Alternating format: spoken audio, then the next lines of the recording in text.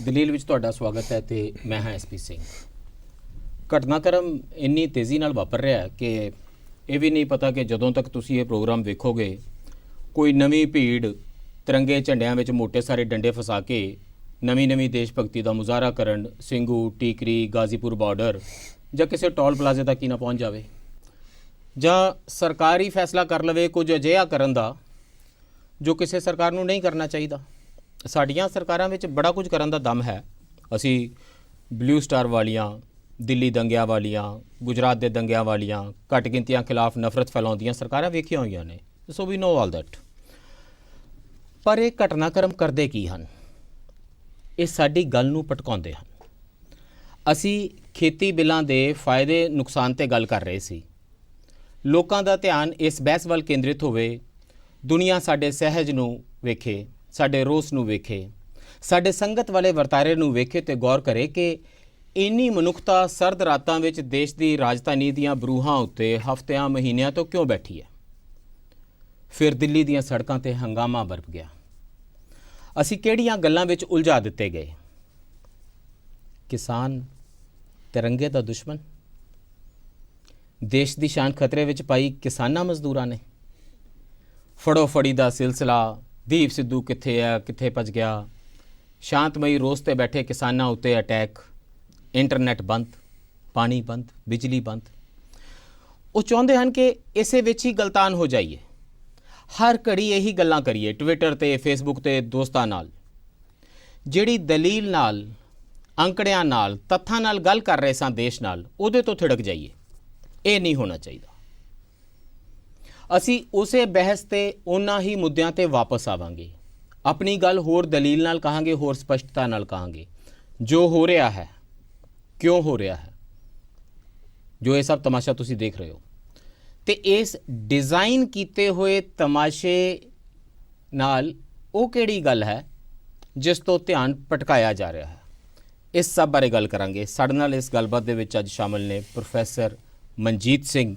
ਇਹ ਉਹਨਾਂ ਖੇਤੀਬਾੜੀ ਬਾਰੇ, ਨੀਤੀਆਂ ਦੇ, ਨਵੇਂ ਖੇਤੀ ਬਿੱਲਾਂ ਬਾਰੇ, ਵਿਕਾਸ ਬਾਰੇ ਸਰਕਾਰੀ ਸਮਝ ਤੇ ਜੋ ਲੋਕਾਂ ਨਾਲ ਇਹ ਰਿਫਾਰਮਸ ਕਰ ਰਹੀਆਂ ਨੇ, ਇਹ ਖੇਤੀ ਸੁਧਾਰ ਕਰ ਰਹੇ ਨੇ, ਉਹਨਾਂ ਨੂੰ ਬੜੀ ਨੇੜਿਓਂ ਵਾਚ ਰਹੇ ਨੇ, ਪੜ੍ਹ ਰਹੇ ਨੇ। ਇਹਦੇ ਬਾਰੇ ਹਰ ਰੋਜ਼ ਵੱਖ-ਵੱਖ ਟੀਵੀ ਚੈਨਲਾਂ 'ਤੇ ਤੁਸੀਂ ਇਹਨਾਂ ਨੂੰ ਗੱਲ ਕਰਦਿਆਂ ਸੁਣ ਰਹੇ ਹੋ। ਸਾਡੇ ਨਾਲ ਜੁੜ ਰਹੇ ਨੇ ਰਾਜੀਵ ਗੋਦਾਰਾ ਜੀ।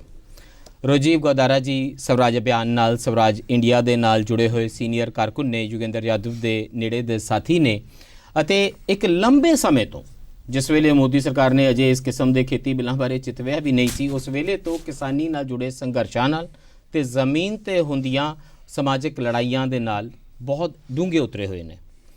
ਪ੍ਰੋਫੈਸਰ ਮਨਜੀਤ ਸਿੰਘ ਜੀ, ਜੇ ਅੱਜ ਇਹ ਚਰਚਾ ਕਰਨੀ ਹੋਵੇ ਤੇ ਮੇਰਾ ਆਡੀਅנס ਵੀ ਐਕਸਪੈਕਟ ਕਰੇਗਾ ਕਿ ਸਾਰੇ ਸਵਾਲ ਪੁੱਛੋ ਜੀ, 26 ਜਨਵਰੀ ਨੂੰ ਉੱਧਰ ਨੂੰ ਗਏ ਕਿਉਂ ਸੀ ਜੀ, ਕੌਣ ਲੋਕ ਚਲੇ ਗਏ ਸਨ, ਇਜਾਜ਼ਤ ਕਿੰਨੇ ਟਰੈਕਟਰਾਂ ਲਈ ਦਿੱਤੀ ਸੀ, ਇਹ ਡਿਸਿਪਲਿਨ ਵਿੱਚ ਰੱਖਿਆ ਜਾ ਸਕਦਾ ਸੀ ਕਿ ਨਹੀਂ ਰੱਖਿਆ ਜਾ ਸਕਦਾ ਸੀ, ਲਾਲ ਕਿਲ੍ਹੇ ਅੰਦਰ ਕਿਉਂ ਵੜਨਾ ਸੀ, ਬਾਅਦ ਵਿੱਚ ਕੀ ਹੋਇਆ, ਹੁਣ ਬਿਜਲੀ ਕਿਉਂ ਕੱਟੀ ਗਈ ਹੈ, ਇੰਟਰਨੈਟ ਕਿਉਂ ਬੰਦ ਨੇ, ਅਫਵਾਹਾਂ ਇੰਟਰਨੈਟ ਬੰਦ ਕਰਨ ਨਾਲ ਰੁਕਦੀਆਂ ਨੇ ਜਾਂ ਅਫਵਾਹਾਂ ਫੈਲਦੀਆਂ ਨੇ।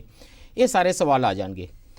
ਮੁਸ਼ਕਿਲ ਇਹ ਹੈ ਕਿ ਜਿਸ ਕੰਮ ਲਈ ਉੱਥੇ ਲੋਕ ਬੈਠੇ ਨੇ, ਉਹ ਲੱਖਾਂ ਦੀ ਗਿਣਤੀ 'ਚ ਬੈਠੇ ਨੇ, ਉਹ ਪਰਿਵਾਰਾਂ ਦੇ ਔਰ ਉੱਥੇ ਸ਼ਹੀਦੀਆਂ ਹੋਈਆਂ ਲੋਕਾਂ ਦੀਆਂ ਜਾਨਾਂ ਚਲੀਆਂ ਗਈਆਂ ਨੇ, ਔਰ ਜਿਨ੍ਹਾਂ ਦੀਆਂ ਜਾਨਾਂ ਗਈਆਂ ਨੇ ਉਹ ਜੇ ਸਿੱਖ ਨਾਲ ਉੱਧਰ ਤਰਸਦੇ ਨੇ ਕਿ ਜਿਸ ਕੌਜ਼ ਲਈ ਸਾਡਾ ਬੱਚਾ ਦੁਨੀਆ ਜਹਾਨ ਤੋਂ ਕੂਚ ਕਰ ਗਿਆ, ਉਸ ਕੌਜ਼ ਲਈ ਕਿਵੇਂ ਲੜਿਆ ਜਾ ਰਿਹਾ, ਉਹਦੇ ਤੋਂ ਕਿਉਂ ਅਸੀਂ ਭਟਕ ਰਹੇ ਹਾਂ, ਤੇ ਕਿਵੇਂ ਡਿਬੇਟ ਨੂੰ ਉਹਨਾਂ ਲੀਹਾਂ ਤੱਕ ਰੱਖਿਆ ਜਾਵੇ ਕਿ ਦੇਸ਼ ਦੇ ਨਾਲ ਸਾਡਾ ਉਹ ਜਿਹੜਾ ਬਹੁਤ ਹੀ ਸਾਰਥਕ ਇੱਕ ਸੰਵਾਦ ਬਣਿਆ ਹੋਇਆ ਸੀ। ਲੋਕ ਲਿਖ ਰਹੇ ਸਨ ਖੇਤੀ ਬਿੱਲਾਂ ਦੇ ਹੱਕ ਵਿੱਚ, ਤੇ ਲੋਕ ਲਿਖ ਰਹੇ ਸਨ ਖੇਤੀ ਬਿੱਲਾਂ ਦੇ ਵਿਰੁੱਧ।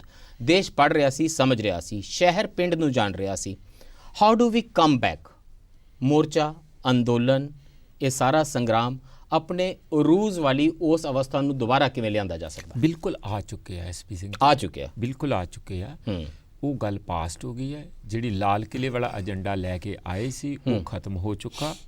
ਉਹ ਐਵੇਂ ਜਿਹੜੇ ਇੰਟਰਸਟਿਡ ਪਾਰਟੀਜ਼ ਜਾਂ ਸੋਸ਼ਲ ਮੀਡੀਆ ਦੇ ਵਿੱਚ ਜਿਹੜਾ ਬੀਜੇਪੀ ਦਾ ਆਈਟੀ ਸੈੱਲ ਹੈ ਉਹਨੂੰ ਘੁਮਾਈ ਜਾਵੇ, ਘੁਮਾਈ ਜਾਵੇ। ਇਹਦੋਂ ਬਾਅਦ ਤੇ ਬਹੁਤ ਵੱਡਾ ਏਜੰਡਾ ਜਿਹਨੇ ਇਹੋ ਜਿਹੀ ਮਤਲਬ ਅਛਾਲਾ ਲੈ ਕੇ ਆਏ ਇਸ ਮੂਵਮੈਂਟ ਦੇ ਵਿੱਚ, ਉਹ ਟਿਕਾਇਤ ਹੈ। ਲੋਕ ਉਹਦੇ ਬਾਰੇ ਗੱਲ ਕਰਦੇ ਆ, ਨੇਸ਼ਨ ਉਹਨੂੰ ਸਲੂਟ ਕਰਦੀ ਹੈ। ਸਾਰੇ ਕਿਸਾਨ ਜਿਹੜੇ ਆ ਉਹ ਜਾਣੀ ਪੈਰੀਂ ਹੱਥ ਲਾਉਣਾ ਚਾਹੀਦਾ। ਅੱਜ ਗੱਲ ਹੋਈ ਆ ਕਿ ਉਹਨਾਂ ਨੂੰ ਸਟੇਜ ਤੇ ਬੁਲਾ ਕੇ ਉੱਥੇ ਆਨਰ ਕੀਤਾ ਜਾਊਗਾ ਸਿੰਘੂ ਜਾਂ ਇੱਥੇ ਲਿਆ ਕੇ, ਕਿ ਕਮਾਲ ਹੈ। ਜਦੋਂ ਫੌਜਾਂ ਸਰਕਾਰ 'ਚ ਕਿਸੇ ਨੂੰ ਸਜ਼ਾ ਨਾ ਦਵਾ ਦਿਓ, ਇਹ ਕੀ ਕਹੀ ਜਾਂਦੇ ਹੋ ਤੁਸੀਂ? ਨਹੀਂ, ਮੈਨੂੰ ਇਦਾਂ ਲੱਗ ਰਿਹਾ ਵੀ ਸਰਕਾਰ ਨੇ ਕਿਸੇ ਨੂੰ ਭੇਜਿਆ ਛੜਯੰਤਰ ਕਰਨ ਲਈ ਵੀ ਇਹ ਕੀਤਾ ਜਾਵੇ। ਤੁਸੀਂ ਹੁਣ ਤੁਹਾਡੀ ਜੇ ਮੈਂ ਗੱਲ ਟਰਾਂਸਲੇਟ ਕਰਾਂ ਤੇ ਉਹ ਤਾਂ ਇਹ ਹੈ ਵੀ ਉਹਦਾ ਉਲਟਾ ਅਸਰ ਹੋ ਗਿਆ ਤੇ ਮੋਰਚਾ ਦੁਬਾਰਾ ਅਰੂਜ ਤੇ ਜਾ ਰਿਹਾ ਹੈ।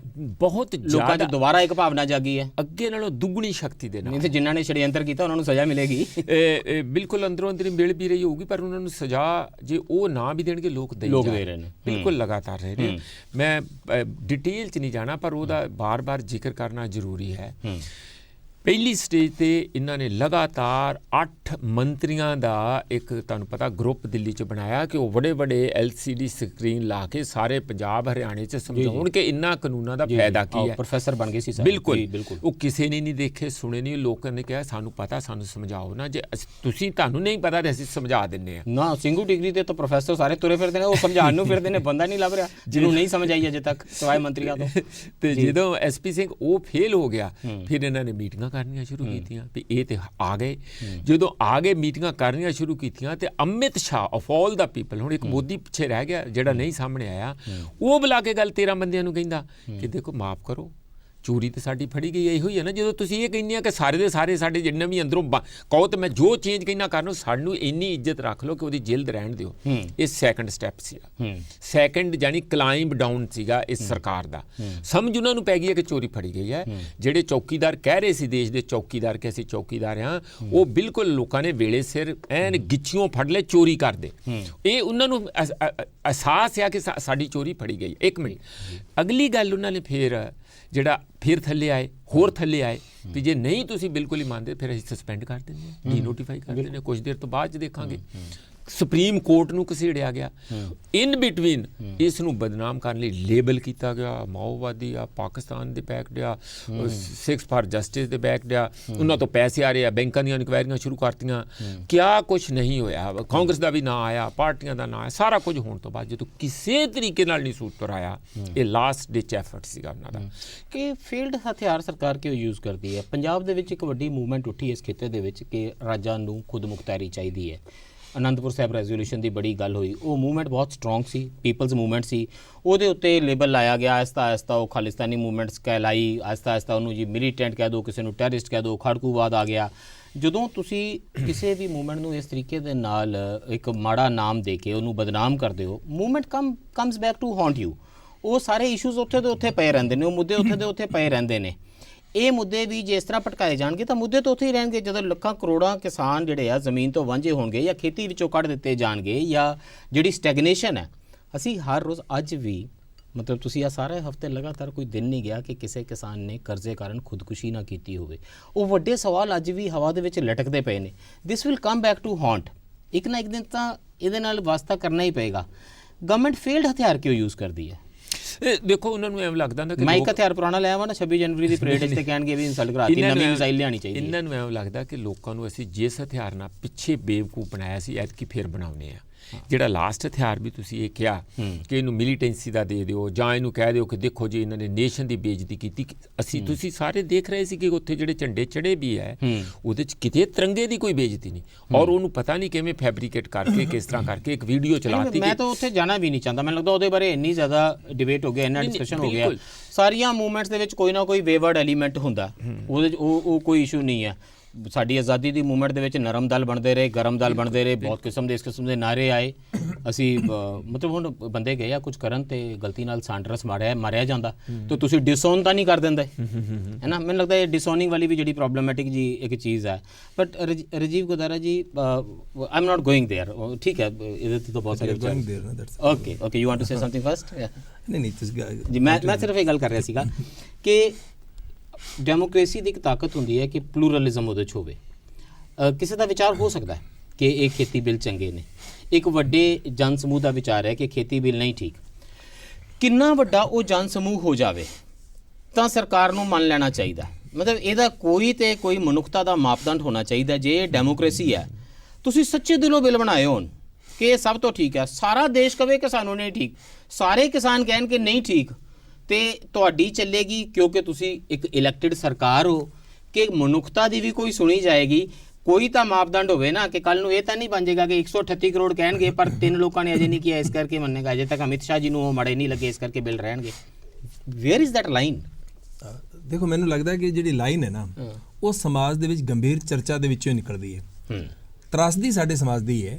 ਲੰਬੇ ਸਮੇਂ ਤੋਂ ਭਾਰਤੀ ਜਨਤਾ ਪਾਰਟੀ ਆਰਐਸਐਸ, ਇਹਨੂੰ ਮੈਂ ਕੋਈ ਪਾਰਟੀ ਦੀ ਤਰ੍ਹਾਂ ਨਹੀਂ ਵੇਖ ਰਿਹਾ, ਮੈਂ ਇੱਕ ਪ੍ਰਵਿਰਤੀ ਦੀ ਤਰ੍ਹਾਂ ਵੇਖ ਰਿਹਾ, ਜਿਹੜੇ ਨੇ ਲਗਾਤਾਰ ਇਹ ਕੋਸ਼ਿਸ਼ ਕੀਤੀ ਕਿ ਇਸ਼ੂਜ਼ ਦੇ ਉੱਤੇ ਗੰਭੀਰ ਚਰਚਾ ਹੋਵੇ ਹੀ ਨਾ ਤੇ ਲਾਊਡ ਮੁਹਾਵਰਿਆਂ ਦੇ ਵਿੱਚ ਲਾਊਡ ਗੱਲ ਹੋਵੇ। ਇਹ ਸਮਾਜ ਇਸ ਤਰ੍ਹਾਂ ਸਿਰਜਣ ਦੀ ਕੋਸ਼ਿਸ਼ ਕੀਤੀ ਗਈ। ਇਹਦੇ ਵਿੱਚ ਬਾਅਦ ਦੇ ਵਿੱਚ ਜਿਹੜੇ ਇਹਨਾਂ ਦੇ ਵਿਰੋਧੀ ਸੀ ਉਹਨਾਂ ਨੇ ਵੀ ਇਹਨਾਂ ਨੂੰ ਹਰਾਉਣ ਵਾਸਤੇ ਇਸੇ ਤਰ੍ਹਾਂ ਦੀ ਭਾਸ਼ਾ ਦਾ, ਇਸੇ ਤਰ੍ਹਾਂ ਦੇ ਮੁਹਾਵਰੇ ਦਾ ਇਸਤੇਮਾਲ ਕੀਤਾ।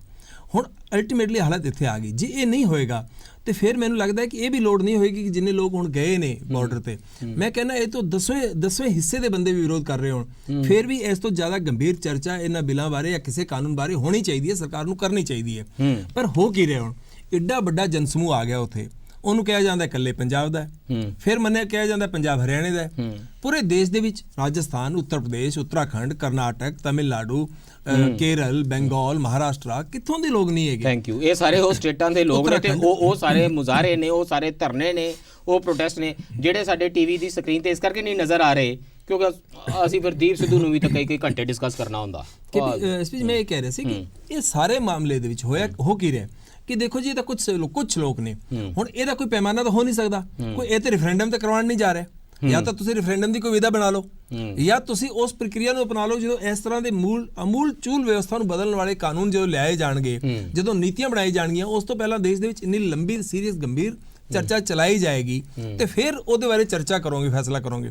ਤੁਸੀਂ ਅਚਾਨਕ ਲਿਆਏ ਦਫ਼ਤਰਾਂ 'ਚ ਬਹਿ ਕੇ ਤੁਸੀਂ ਕੁਝ ਡਿਸਕਸ ਕੀਤਾ, ਤੁਸੀਂ ਕਹਿੰਦੇ ਹੋ 20 ਸਾਲ ਤੋਂ ਕੀਤਾ, ਲਿਆ ਕੇ ਤੁਸੀਂ ਕਾਨੂੰਨ ਬਣਾਤਾ। ਹੁਣ ਜਿਹੜੇ 542 ਬੰਦਿਆਂ ਨੇ ਫੈਸਲਾ ਕਰਤਾ ਜਾਂ 542 ਦੇ ਵਿੱਚੋਂ ਤੁਸੀਂ ਮੈਜੋਰਟੀ ਨਾਲ ਕਰਤਾ ਜਾਂ ਰਾਜ ਸਭਾ 'ਚ ਧੱਕੇ ਨਾਲ ਕਰਤਾ, ਵਾਟ ਐਵਰ ਇਟ ਇਜ਼, ਹੁਣ ਜਿੰਨਾ ਵੱਡਾ ਵਿਰੋਧ ਹੋ ਰਿਹਾ, ਸਮਾਜ ਦਾ ਵੱਡਾ ਹਿੱਸਾ ਇੱਕ ਤਰ੍ਹਾਂ ਚੁੱਪ ਰਹਿੰਦਾ ਹੈ।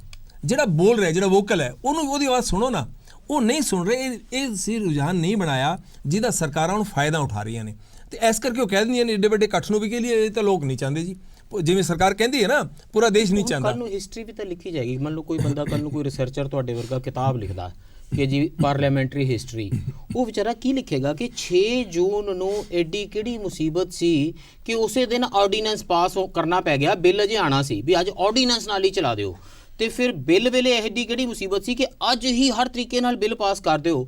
ਸਰਕਾਰ ਨੂੰ ਮੈਨੂੰ ਲੱਗਦਾ ਇਹਦੇ ਤੇ ਕਾਇਮ ਰਹਿਣਾ ਚਾਹੀਦਾ ਸੀ ਵੀ ਬਿੱਲ ਬੜੇ ਜ਼ਰੂਰੀ ਨੇ। ਆਹ ਜਿਹੜੀ ਬੜੀ ਗੜਬੜ ਹੋ ਗਈ ਹੈ ਕਿ ਸਰਕਾਰ ਕਹਿੰਦੀ 18 ਮਹੀਨੇ ਲਈ ਰੋਕ ਦਿੰਦੇ ਆ, ਇਹਦਾ ਮਤਲਬ ਹੈ 18 ਘੰਟੇ ਲਈ ਤਾਂ ਰੋਕੇ ਜਾ ਸਕਦੇ ਸੀ, 18 ਦਿਨਾਂ ਲਈ ਤਾਂ ਰੋਕੇ ਜਾ ਸਕਦੇ ਸੀ। ਤੁਸੀਂ 18 ਮਹੀਨੇ ਰੋਕਣ ਨੂੰ ਤਿਆਰ ਹੋ, ਇਹ ਉਸ ਦਿਨ ਰੋਕ ਲੈਂਦੇ।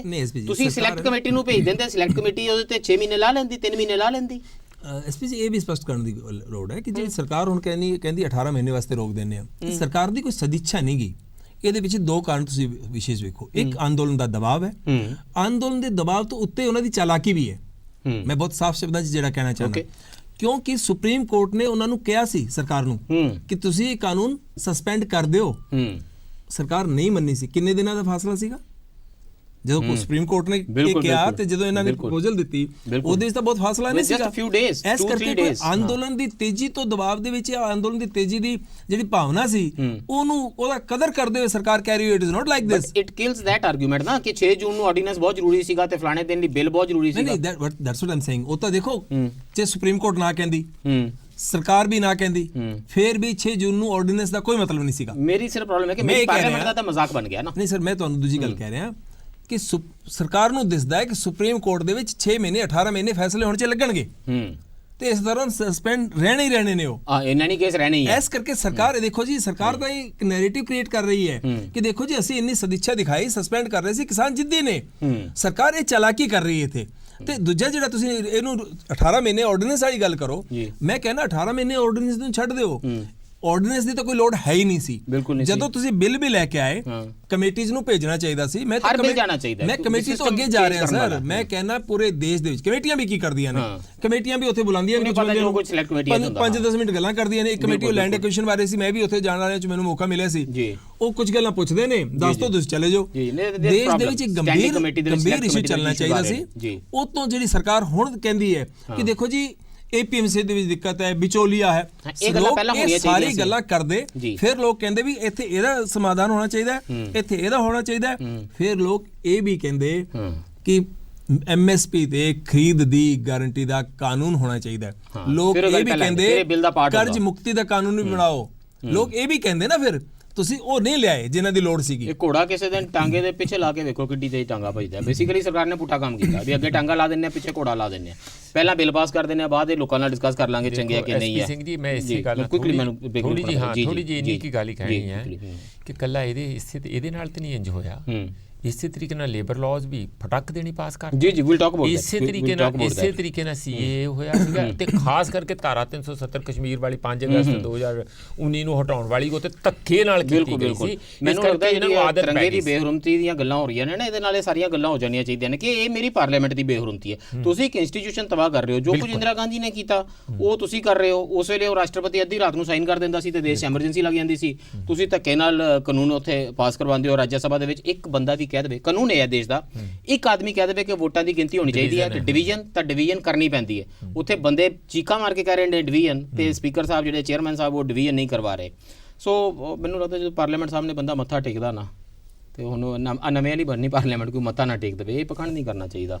ਇਹ ਜਿਵੇਂ ਗੁਟਕਾ ਸਾਹਿਬ ਦੀ ਸਹੁੰ ਖਾਣ ਵਾਲੀਆਂ ਗੱਲਾਂ ਨੇ, ਇਹਨਾਂ ਚੀਜ਼ਾਂ ਤੋਂ ਬਚਣਾ ਚਾਹੀਦਾ। But we'll keep talking the same in after this break.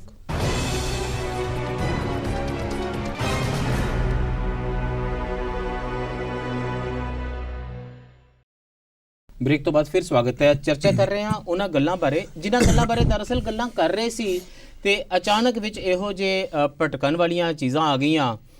ਕਿਸੇ ਨੂੰ ਲਾਲ ਕਿਲੇ ਦੇ ਉੱਤੇ ਕੁਝ ਹੰਗਾਮਾ ਰੇਜ਼ ਕਰਨ ਦਾ ਵੱਲ ਆ ਗਿਆ ਤੇ ਫਿਰ ਸਰਕਾਰ ਨੂੰ ਕਿਸਾਨਾਂ ਦੇ ਨਾਲ ਡੀਲ ਕਰਨ ਦੇ ਪਹਿਲਾਂ ਪਿਆਰ ਮੁਹੱਬਤ ਵਾਲੇ ਨੁਸਖੇ ਸੀ, ਇਕੱਠੇ ਲੰਗਰ ਛਕਣ ਵਾਲੇ, ਫਿਰ ਉਹਨਾਂ ਦੀ ਬਿਜਲੀ ਕੱਟਣ ਵਾਲੇ, ਪਾਣੀ ਕੱਟਣ ਵਾਲੇ ਤੇ ਇੰਟਰਨੈਟ ਕੱਟਣ ਵਾਲੇ ਵੀ ਨੁਸਖੇ ਅਪਣਾਏ ਗਏ ਨੇ।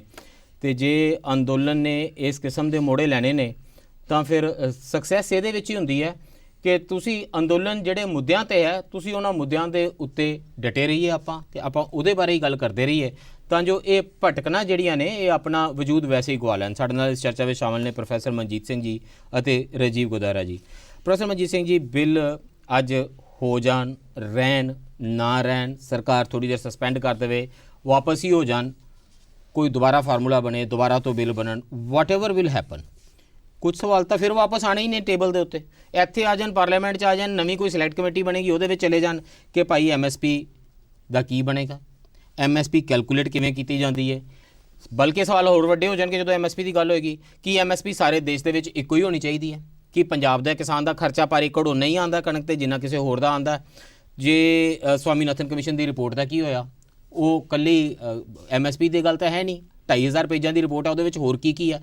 ਜਿਸ ਵੇਲੇ ਲੋਕਾਂ ਨੂੰ ਸਮਾਂ ਮਿਲੇਗਾ ਫਿਰ ਉਹ ਸਾਰੀ ਸਵਾਮੀਨਾਥਨ ਕਮਿਸ਼ਨ ਦੀ ਸਾਰੀ ਰਿਪੋਰਟ ਘੋਖ ਦੇਣਗੇ, ਪੁੱਛਣਗੇ ਹੋਰ ਕੀ ਹੈ। ਫਿਰ APMC ਮੰਡੀਆਂ ਬਾਰੇ ਜਦੋਂ ਗੱਲ ਹੋਏਗੀ ਕਿ ਇੱਥੇ ਤੋੜੋ ਨਾ, ਤੇ ਜਿਨ੍ਹਾਂ ਕੋਲ ਨਹੀਂ ਹੈਗੀਆਂ ਉਹ ਪੁੱਛਣਗੇ ਸਾਡੇ ਬਣੀਆਂ ਕਿਉਂ ਨਹੀਂ ਸੀ, ਕਿਹਨਾਂ ਨੇ ਨਹੀਂ ਸੀ ਬਣਾਉਣੀਆਂ, ਉੱਥੇ ਮਿਸਿੰਗ ਕਿਉਂ ਨੇ, ਜਿੱਥੇ ਹੈਗੀਆਂ ਨੇ। APMC ਦੇ ਵਿੱਚ ਜਿਹੜੇ ਸੱਚੀ ਗੱਲ ਹੈ, ਜਿਹੜਾ ਆੜਤੀ ਉੱਥੇ ਜੋ ਕਰਦਾ ਹੈ ਤੇ ਕਰਜ਼ ਦਾ ਜਿਹੜਾ ਰੇਟ ਹੈ ਉਹਦੀ ਵੀ ਗੱਲ ਹੋਏਗੀ ਤੇ ਹੋਣੀ ਚਾਹੀਦੀ ਹੈ।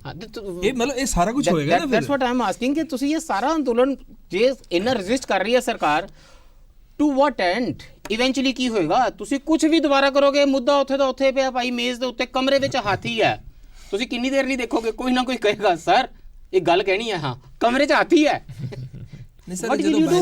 ਜਦੋਂ ਬਾਈਨਰੀਜ਼ ਬਣਦੀਆਂ ਉਦੋਂ ਨਹੀਂ ਦੇਖੀ ਜਾਂਦੀਆਂ ਨਾ, ਹੁਣ ਵੀ ਬਾਈਨਰੀਜ਼ ਬਣੀਆਂ ਹੋਈਆਂ ਹਾਂ, ਬਾਈਨਰੀਜ਼ ਬਣੀਆਂ, ਇਸ ਕਰਕੇ ਤੁਸੀਂ ਹੱਕ ਵਿੱਚ ਹੋ ਕਿ ਵਿਰੋਧ ਵਿੱਚ ਹੋ। ਇਸ ਕਰਕੇ ਵਿਚੋਲੀਆ ਖਤਮ ਕਰੋ ਨਾਰਾ ਤਾਂ ਹੈਗਾ, ਪਰ ਵਿਚੋਲੀਆ ਜਿਹੜਾ ਆੜਤੀਆ ਜਿਹੜਾ ਹੈ ਉਹ ਕੀ ਰੇਟ ਆਫ ਇੰਟਰਸਟ ਲੈਂਦਾ ਹੈ। ਮੈਂ ਤੁਹਾਨੂੰ ਅਗਲੀ ਗੱਲ 'ਚ ਆਪਦਾ ਪਰਸਨਲ ਅਨੁਭਵ ਦੱਸੂਗਾ ਉਹ ਕਿੰਨਾ ਰੇਟ ਆਫ ਇੰਟਰਸਟ ਲੈਂਦਾ, ਤੇ ਸਰਕਾਰ ਵਿਆਜ ਸਸਤੇ ਰੇਟ ਤੇ ਕਿਸਾਨਾਂ ਨੂੰ ਦੇਣ ਦੀ ਕੋਈ ਵਿਵਸਥਾ ਨਹੀਂ ਕਰਦੀ, ਤੇ ਕਿਵੇਂ ਤੁਸੀਂ ਸੁਧਾਰ ਲਓਗੇ ਇਹ ਚੀਜ਼ਾਂ? ਦੇਖੋ ਇਹ ਤੇ ਖੇਤੀ ਦਾ ਤੇ SP ਸਿੰਘ ਬੜਾ ਜੀ ਕਿਸਾਨ ਆਰਗੇਨਾਈਜੇਸ਼ਨਾਂ ਨੂੰ ਪਤਾ ਹੋਣਾ ਚਾਹੀਦਾ। ਜਿਸ ਵੇਲੇ ਮੁੱਦੇ ਸਾਰੇ ਖੁੱਲਣਗੇ ਫਿਰ ਲੈਂਡ ਰਿਫਾਰਮਸ ਦੇ ਮੁੱਦੇ ਵੀ ਖੁੱਲਣਗੇ, ਲੈਂਡ ਸੀਲਿੰਗ ਐਕਟ ਦੇ ਮੁੱਦੇ ਵੀ ਖੁੱਲਣਗੇ, ਬਲਕਿ ਸਾਰੀਆਂ ਗੱਲਾਂ ਹੋਣੀਆਂ ਚਾਹੀਦੀਆਂ ਨੇ। ਨਹੀਂ ਹੋਣੀਆਂ ਤੇ ਚਾਹੀਦੀਆਂ ਆ। ਇਸ ਵੇਲੇ ਇਹ ਗੱਲ ਤੇ ਤੁਹਾਡੀ ਠੀਕ ਹੈ। ਮੇਰਾ ਮਤਲਬ ਹੈ ਸਰਕਾਰ ਜੇ ਫਾਇਦੇ 'ਚ ਰਹੇਗੀ, ਮੈਂ ਤੇ ਵੈਸੇ ਇਹ ਗੱਲ ਦੱਸਣੀ ਨਹੀਂ ਚਾਹੀਦੀ ਸਰਕਾਰ ਦੇ ਫਾਇਦੇ ਦੀ। ਜੇ ਹੁਣੇ ਖੇਤੀ ਬਿੱਲ ਵਾਪਸ ਲੈ ਲਏ ਤੇ ਸਰਕਾਰ ਦੇ ਤੇ ਫਾਇਦੇ ਬੜੇ ਨੇ।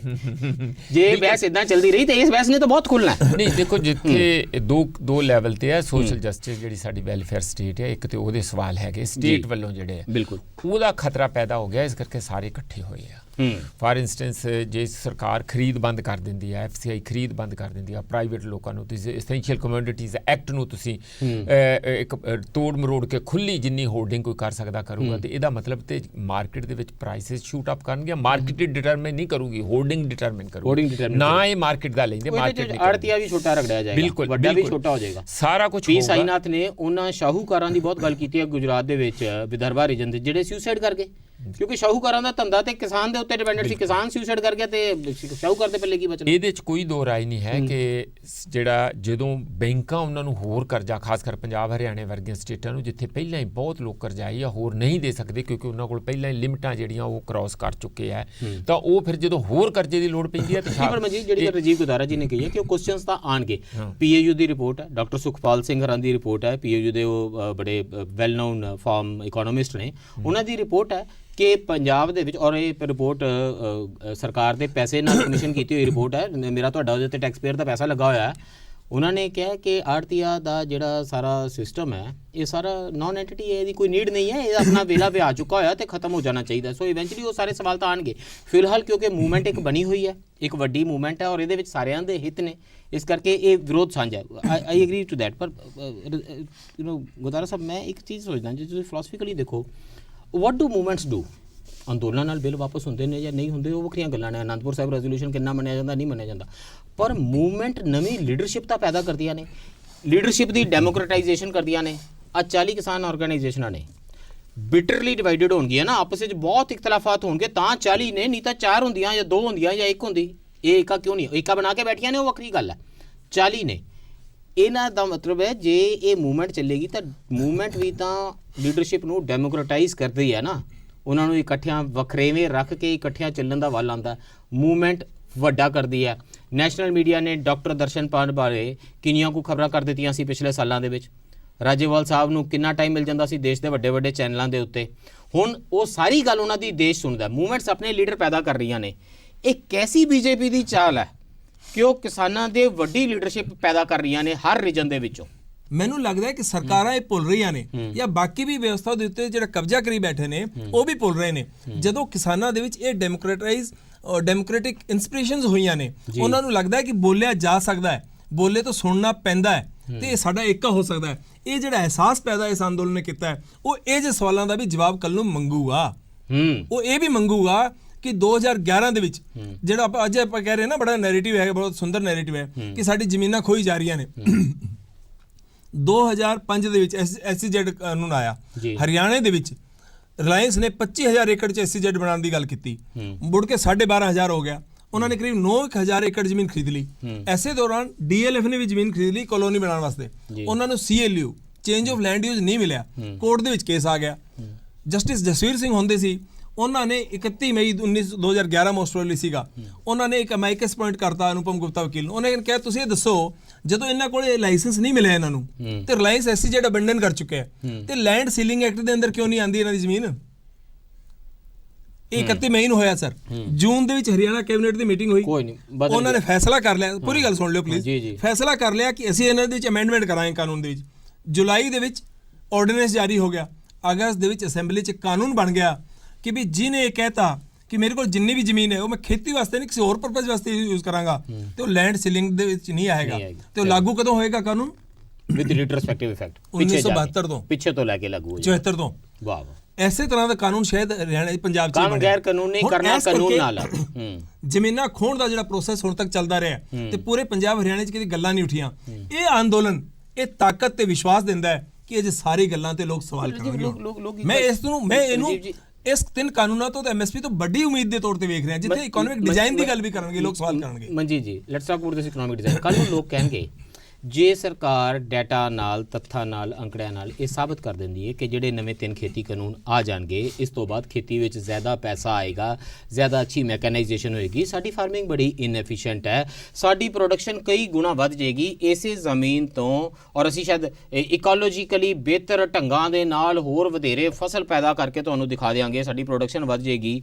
ਤੇ ਬਹੁਤ ਸਾਰੇ ਸ਼ਹਿਰਾਂ ਵਿੱਚ ਰਹਿੰਦੇ ਲੋਕਾਂ ਨੂੰ ਜਿਨ੍ਹਾਂ ਨੂੰ ਅੱਛੀ ਲੱਗਦੀ ਹੈ ਤਰੱਕੀ, GDP ਵੱਧਦਾ ਦੇਸ਼ ਦਾ ਕਿਹਨੂੰ ਨਹੀਂ ਚੰਗਾ ਲੱਗਦਾ। ਮੈਂ ਖੁਦ ਚਾਹੁੰਦਾ ਮੇਰੀ ਸਰਕਾਰ ਬਹੁਤ ਜ਼ਿਆਦਾ ਅਮੀਰ ਹੋਵੇ ਤੇ ਉਹ ਕਹਿਣਗੇ ਜੀ ਇਹਦੇ 'ਚ ਕੀ ਮਾੜੀ ਗੱਲ ਹੈ ਜੀ। ਜੇ ਮੰਨ ਲਓ ਵੱਧ ਜੇ ਐਸਪੀ ਸਿੰਘ ਬੜਾ ਸਾਫ ਇਹਦੇ ਨਾਲ ਵੱਧਦੀ ਹੋ ਬਹੁਤ ਜ਼ਿਆਦਾ। ਜਿੰਨੇ ਮਰਜ਼ੀ ਵੱਡੇ ਫਾਰਮ ਬਣਾ ਲੈਣੇ, ਅਮਰੀਕਾ ਨਾਲੋਂ ਵੱਡੇ ਨਹੀਂ ਬਣਾ ਸਕਦੇ, ਕਿਉਂਕਿ ਸਾਡੇ ਕੋਲ ਜ਼ਮੀਨ ਹੈ ਹੀ ਨਹੀਂ। ਸਟਾਲਿਨਿਸਟ ਰਸ਼ੀਆ ਨਾਲੋਂ ਤਾਂ ਨਹੀਂ ਬਣਾ ਸਕਦੇ। ਤੇ ਉੱਥੇ ਵੀ ਅੱਜ ਦੀ ਤਰੀਕ 'ਚ ਹੁਣੇ ਅੰਕੜੇ ਆਏ 3-4 ਦਿਨ ਪਹਿਲਾਂ ਹੀ ਕਿ 120% ਤੋਂ ਲੈ ਕੇ 200-250% ਤੱਕ ਸਬਸਿਡੀ ਦੇਣੀ ਪੈਂਦੀ ਹੈ। ਉੱਥੇ ਤਾਂ ਇੱਕ ਮੂਵਮੈਂਟ ਇਹ ਚੱਲ ਰਹੀ ਹੈ ਕਿ ਛੋਟੀ ਕਿਸਾਨੀ ਹੀ ਇਵੈਂਚੁਅਲੀ ਸਭ ਤੋਂ ਜ਼ਿਆਦਾ ਪ੍ਰੋਫਿਟੇਬਲ ਹੈ, ਸਭ ਤੋਂ এনवायरमेंट ਜਿਹੜੀ ਇਕੋਲੋਜੀਕਲੀ ਸਸਟੇਨੇਬਲ। ਫਿਰ ਉੱਥੇ ਕਿਉਂ ਨਹੀਂ ਸਿੱਖਦੇ? ਔਰ ਸਾਡੇ ਦੇਸ਼ ਦੇ ਅੰਦਰ ਜਿੱਥੇ 86% ਕਿਸਾਨੀ 5 ਜਾਂ 5 ਏਕੜ ਤੋਂ ਥੱਲੇ ਵਾਲੀ ਹੈ, ਔਰ ਉਹ ਇੱਕ ਇਸ ਕਰਕੇ ਉੱਥੇ ਬੈਠੇ ਆ, ਇਹ ਨਹੀਂ ਕਿ ਉਹਨਾਂ ਦੀ ਲੋੜ ਆ, ਉੱਥੇ ਪ੍ਰੋਡਕਟਿਵ ਲੋੜ ਹੈ, ਇਸ ਕਰਕੇ ਬੈਠੇ ਕਿ ਕੋਈ ਹੋਰ ਉਹਦੇ ਨਾਲੋਂ ਬੈਟਰ ਅਲਟਰਨੇਟਿਵ ਇੰਪਲਾਇਮੈਂਟ ਨਹੀਂ ਹੈ। ਇਸ ਲਈ ਇਹਨਾਂ ਨੂੰ ਚਾਹੀਦਾ ਹੈ ਕਿ ਜਿਹੜੇ ਛੋਟੇ ਕਿਸਾਨ ਹੈਗੇ ਜਾਪਾਨ ਵਾਂਗੂ ਜਾਂ ਹੋਰਨਾਂ ਦੇਸ਼ਾਂ ਵਾਂਗੂ, ਉਹਨਾਂ ਨੂੰ ਕੈਪੀਟਲ ਇੰਟੈਂਸਿਵ ਬਣਾ ਕੇ, ਔਰ ਜਿਵੇਂ ਗ੍ਰੀਨ ਹਾਊਸ ਜਾਂ ਪੋਲੀ ਹਾਊਸ ਜਾਂ ਇਹ ਸਾਰੇ ਬਣਾ ਕੇ ਉਸ ਪਰ ਏਕੜ ਜਿਹੜੀ ਪ੍ਰੋਡਕਸ਼ਨ ਆ 10 ਲੱਖ ਜਾਂ ਇੰਨੇ ਤੱਕ ਕੀਤੀ ਜਾ ਸਕਦੀ ਹੈ, ਉਧਰ ਨੂੰ ਚੱਲਣ। ਪਰ ਉਹਦੇ ਲਈ ਬੈਂਕਾਂ ਜੇ ਉਹਨਾਂ ਨੂੰ ਸਪੋਰਟ ਕਰਨ ਤੇ ਉਸ ਪਾਸੇ ਨੂੰ ਹੋ ਸਕਦਾ। ਪਰ ਇਹਨਾਂ ਦਾ ਇਹ ਜਿਹੜਾ ਇਰਾਦਾ ਇਹ ਨਹੀਂ ਹੈ। ਮੈਨੂੰ ਇੱਕ ਨਹੀਂ ਗੱਲ ਸਮਝ ਆਉਂਦੀ ਕਿ ਇਹਨਾਂ ਨੇ ਕਰ ਤੇ ਲਿਆ, ਇਹ ਬਿੱਲ ਬਣਾ ਤੇ ਲਏ, ਇਹ ਆਪਾਂ ਨੂੰ ਸਾਰਿਆਂ ਨੂੰ ਪਤਾ, ਇਹਦੇ 'ਚ ਕੋਈ ਦੋ ਰਾਏ ਨਹੀਂ ਕਿ ਜ਼ਮੀਨਾਂ ਖੁੱਸਣਗੀਆਂ। ਉਹ ਮਾਰਕੀਟ ਦਾ ਮੈਕੈਨਿਜ਼ਮ ਆ। ਜਿਸ ਤਰੀਕੇ ਨਾਲ ਤੁਸੀਂ ਮਾਰਕੀਟ ਨੂੰ ਫ੍ਰੀ ਪਲੇ ਦੇ ਦੋਗੇ ਤੇ ਜਿਹੜਾ ਤਕੜਾ ਆ ਉਹ ਦੂਜੇ ਨੂੰ ਲਾਗੇ ਥੋੜੀ ਲੱਗਣ ਦਊਗਾ। ਤੇ ਫ੍ਰੀ ਪਲੇ ਦਾ ਮਤਲਬ ਅਨਇਕੁਅਲ ਲੋਕਾਂ ਦਾ ਫ੍ਰੀ ਪਲੇ ਦਾ ਮਤਲਬ ਕਿ ਵੱਡੇ ਦੇ ਹੱਕ 'ਚ ਜੇ ਬਿੱਲ ਲਾਗੂ ਹੋ ਜਾਣ ਨਾ ਤੇ ਜ਼ਮੀਨਾਂ ਨਾ ਖੁੱਸਣ ਕਿਸਾਨਾਂ ਦੀਆਂ, ਤੇ ਹਿੰਦੁਸਤਾਨ ਦੇ ਬਿਜ਼ਨਸਮੈਨ ਤੇ ਮੇਰਾ ਵਿਸ਼ਵਾਸ ਹੀ ਉੱਡ ਜਾਣਾ ਵੀ ਇਹ ਫਿਰ ਕਾਹਦੇ ਬਿਜ਼ਨਸਮੈਨ ਹੋਏ, ਜਦ ਸਾਰਾ ਮਾਰਕੀਟ ਰਿਐਲਿਟੀਜ਼ ਇਹਨੂੰ ਪੋਸੀਬਲ ਕਰਦੀਆਂ ਨੇ ਕਿ ਤੁਸੀਂ ਕਿਸੇ ਦੀ ਜ਼ਮੀਨ ਲੈ ਸਕਦੇ ਹੋ ਬਿਨਾਂ ਕੋਈ ਕਾਨੂੰਨ ਤੋੜੇ, ਤੇ ਕੋਈ ਕਿਉਂ ਨਹੀਂ ਲੈ ਜਾਏਗਾ। ਬਟ ਐਨੀਵੇ ਰਾਜੀਵ ਗੁਦਾਰੇ ਜੀ, ਵਾਟ ਆਈ ਵਾਸ ਸੇਇੰਗ ਇਜ਼ ਕਿ ਜੇ ਮੰਨ ਲਓ ਪ੍ਰੋਡਕਸ਼ਨ ਬਹੁਤ ਜ਼ਿਆਦਾ ਵੀ ਹੁੰਦੀ ਹੈ, ਅਸੀਂ ਇਹ ਸਾਰਾ ਲਿਬਰਲਾਈਜੇਸ਼ਨ ਗਲੋਬਲਾਈਜੇਸ਼ਨ ਦਾ ਦੌਰ ਦੇਖਿਆ, ਕੰਟਰੀ ਦਾ GDP ਵੱਧਦਾ, ਕੰਟਰੀ ਦੀ ਇਕੋਨਮੀ ਵੱਡੀ ਹੁੰਦੀ ਹੈ, ਪਰ ਇਨਇਕੁਐਲਿਟੀ ਵੱਧਦੀ ਹੈ, ਤੇ ਜਿਹੜੇ ਡਿਪੈਂਡੈਂਟ ਨੇ ਲੋਕ PDS ਦੀ ਹੀ ਉਹਨਾਂ ਦੀ ਗਿਣਤੀ ਵੱਧਦੀ ਜਾਂਦੀ ਹੈ। ਉਤਸਾ ਪਟਨਾਇਕ ਵਰਗੇ ਲੋਕ, ਪੀ ਸਾਈਨਾਥ ਵਰਗੇ ਲੋਕ ਸਾਨੂੰ ਲਗਾਤਾਰ ਇੱਕ ਗੱਲ ਦੱਸਦੇ ਨੇ ਕਿ ਸਾਡੇ ਦੇਸ਼ ਵਿੱਚ ਸਭ ਤੋਂ ਜ਼ਿਆਦਾ ਦੁਨੀਆ ਦੇ ਭੁੱਖੇ ਲੋਕ ਤਾਂ ਹਨ ਹੀ।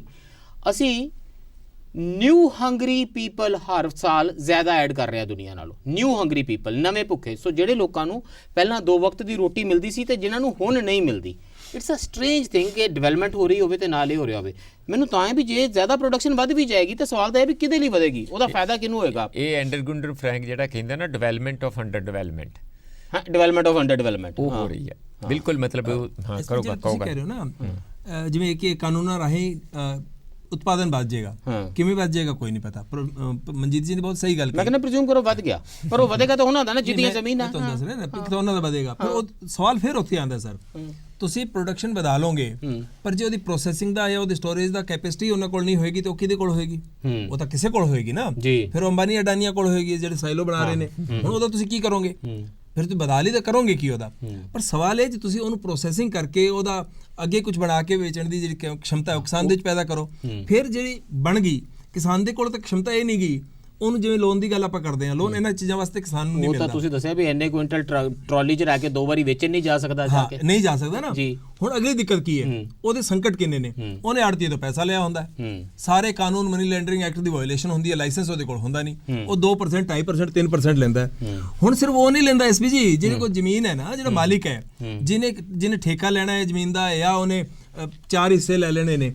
ਅਸਲ 'ਚ ਜਿਹੜਾ ਖੇਤ ਮਜ਼ਦੂਰ ਹੈ ਨਾ, ਉਹਦਾ ਤਾਂ ਸਾਰਾ ਗੁੜ ਪਾਣੀ ਵੀ ਘਰ ਦਾ ਉੱਥੋਂ ਹੀ ਆ ਰਿਹਾ ਹੁੰਦਾ ਨਾ। ਤੇ ਜਦੋਂ ਗੁੜ ਵੀ ਖਰੀਦਦਾ ਘਰ ਦੇ ਚਾਹ ਬਣਾਉਣ ਵਾਸਤੇ, ਚੀਨੀ ਖਰੀਦਦਾ, ਕੁਝ ਖਰੀਦਦਾ, ਉਹ ਤੇ ਵੀ 2% ਵਿਆਜ ਲੱਗ ਰਿਹਾ ਹੁੰਦਾ ਉਹਦਾ। ਤਾਂ ਉਹ ਤਾਂ ਹੰਗਰੀ ਵਾਲੇ ਪਾਸੇ ਜਾਣਾ ਹੀ ਜਾਣਾ ਉਹਨੇ। ਗਰੀਬ ਦੀ ਇਕਨੋਮੀ ਇੰਨੀ ਕੰਪਲੈਕਸ ਹੋ ਜਾਂਦੀ ਹੈ ਕਿ ਉਹ ਇਸ ਕਰਕੇ ਜਦੋਂ ਤੁਸੀਂ GDP ਦੀ ਗੱਲ ਕਰਦੇ ਹੋ ਨਾ, ਇਸ ਕਰਕੇ ਤੁਸੀਂ GDP ਦੀ ਗੱਲ ਕਰਦੇ ਹੋ, ਤੁਸੀਂ ਕਿਹਾ GDP ਮੈਨੂੰ ਦੇਸ਼ ਦੀ ਚੰਗੀ ਹੋਵੇ, ਮੈਨੂੰ ਵੀ ਚੰਗੀ ਲੱਗਦੀ ਹੈ, ਲੱਗਦੀ ਮੈਨੂੰ ਵੀ ਹੈ। ਪਰ ਮੈਨੂੰ ਇਹਨਾਂ ਨਾਲ ਇਹ ਵੀ ਲੱਗਦਾ ਮੇਰੇ ਢਿੱਡ 'ਚ ਵੀ ਰੋਟੀ ਹੋਵੇ, ਮੇਰੇ ਸਰੀਰ ਤੇ ਕੱਪੜਾ ਹੋਵੇ। ਮੈਨੂੰ ਯਾਦ ਹੈ ਨਾ ਜੇ ਉਹ ਹੋਵੇ ਤਾਂ GDP ਚੰਗੀ ਹੋਵੇ। ਮੈਂ ਨਵਾਂ ਪਾਰਲੀਮੈਂਟ ਕਵਰ ਕਰਨੀ ਸ਼ੁਰੂ ਕੀਤੀ ਸੀ ਉਦੋਂ, ਤੇ ਜਿਸ ਵੇਲੇ ਖੜੇ ਹੋ ਕੇ ਪਾਰਲੀਮੈਂਟੇਰੀਅਨ ਨੇ ਕਿਹਾ, ਚੰਦਰ ਸ਼ੇਖਰ ਜੀ ਸਨ ਉਸ ਵੇਲੇ, ਉਹ ਕਹਿੰਦੇ ਨੇ ਆਦਮੀ ਨਾ ਰੋਟੀ ਮੰਗਤਾ ਹੈ ਸਰਦਾਰ ਜੀ।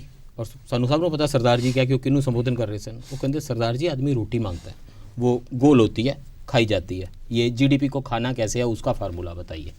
ਇਹ ਪ੍ਰੋਬਲਮ ਹੈ ਕਿ GDP ਖਾਣ ਲਈ ਨਹੀਂ ਵਰਤੀ ਜਾ ਸਕਦੀ। ਕੁਝ ਹੋਰ ਗੱਲਾਂ ਕਿ ਡਾਈਸੈਂਟ ਨੂੰ ਅਸੀਂ ਕਿਵੇਂ ਵੈਪਨਾਈਜ਼ ਕਰ ਰਹੇ ਹਾਂ, ਤੇ ਦਰਅਸਲ ਤਿਰੰਗੇ ਨਾਲ ਸਾਡਾ ਰਿਸ਼ਤਾ ਕਿੱਦਾਂ ਦਾ ਹੈ? ਇਹ ਤਿਰੰਗੇ ਦੀ ਕੌਣ ਬੇਹੁਰਮਤੀ ਕਰ ਰਿਹਾ ਤੇ ਤਿਰੰਗੇ ਦੀ ਬੇਹੁਰਮਤੀ ਕਿਵੇਂ ਹੁੰਦੀ ਹੈ? ਲੋਕਾਂ ਨੂੰ ਜਾਣਕਾਰੀ ਦੇਣੀ ਚਾਹੀਦੀ ਹੈ ਜਿਨ੍ਹਾਂ ਨੂੰ ਨਹੀਂ ਹੈ, ਤਾਂ ਕਿ ਉਹ ਤਿਰੰਗੇ ਦਾ ਸਨਮਾਨ ਕਰਨਾ ਸਿੱਖਣ। We'll talk about this after this break.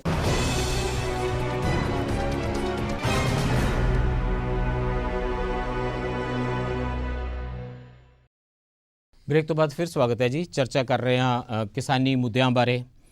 ਬੜੀ ਦੇਰ ਤੋਂ ਹੋ ਰਹੀ ਸੀ, ਜਦੋਂ ਤੋਂ ਪੰਜਾਬ ਦੇ ਵਿੱਚ ਲੋਕ ਬੈਠੇ ਸਨ ਤੇ ਕੋਈ ਪੁੱਛ ਨਹੀਂ ਸੀ ਰਿਹਾ, ਉਦੋਂ ਵੀ ਹੋ ਰਹੀ ਸੀ, ਤੇ ਜਦੋਂ ਜਾ ਕੇ ਦਿੱਲੀ ਦੀਆਂ ਬਰੂਹਾਂ ਤੇ ਬੈਠ ਗਏ ਉਦੋਂ ਤਾਂ ਬਹੁਤ ਸਾਰੀ ਹੋ ਰਹੀ ਸੀ।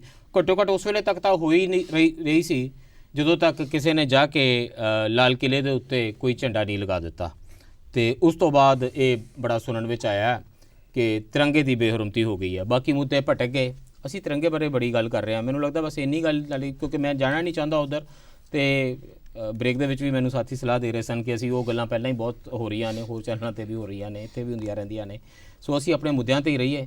ਤੇ ਤਿਰੰਗੇ ਨਾਲ ਸਾਡੀ ਵਾਬਸਤਗੀ ਇੰਨੀ ਹੈ। ਮੈਂ ਮਨਜੀਤ ਜੀ ਸੋਚ ਰਿਹਾ ਸੀ ਵੀ ਸਭ ਤੋਂ ਜ਼ਿਆਦਾ ਔਰ ਜਿੰਨੀ ਫਰੀਕੁਐਂਸੀ ਨਾਲ ਸਾਡੇ ਬੱਚੇ ਲਪੇਟ ਕੇ ਤਿਰੰਗੇ ਵਿੱਚ ਵਾਪਸ ਆਉਂਦੇ ਨੇ ਤਬੂਤਾਂ ਦੇ ਵਿੱਚ, ਤਾਂ ਹਰ ਵਾਰੀ ਤਿਰੰਗੇ ਨਾਲ ਤਾਂ ਸਾਡੀ ਵਾਬਸਤਗੀ ਤਾਂ ਹੋ ਹੀ ਜਾਂਦੀ ਹੈ। ਸੋ ਸਾਨੂੰ ਤਾਂ ਕੋਈ ਨਾ ਹੀ ਦੱਸੇ ਕਿ ਤਿਰੰਗਾ ਸਾਡੇ ਲਈ ਕੀ ਮਾਇਨੇ ਰੱਖਦਾ।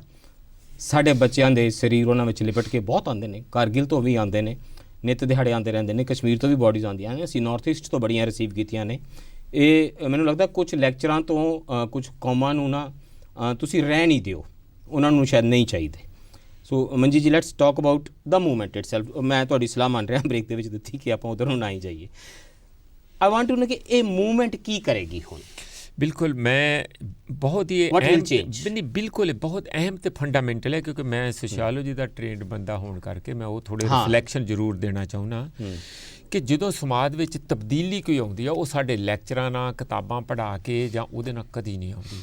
ਜਿਹੜਾ ਅਸੀਂ ਜਾ ਕੇ ਮੀਟਿੰਗਾਂ 'ਚ ਸਮਝਾਉਂਦੇ ਆ ਉਹਦੇ ਨਾਲ ਨਹੀਂ ਆਉਂਦੀ। ਰੋਲ ਹੁੰਦਾ ਉਹਦਾ ਵੀ, ਉਹਦਾ ਰੋਲ ਹੈ ਕਿ ਲੋਕਾਂ ਨੂੰ ਤੁਸੀਂ ਕਹਿ ਸਕਦੇ ਆ।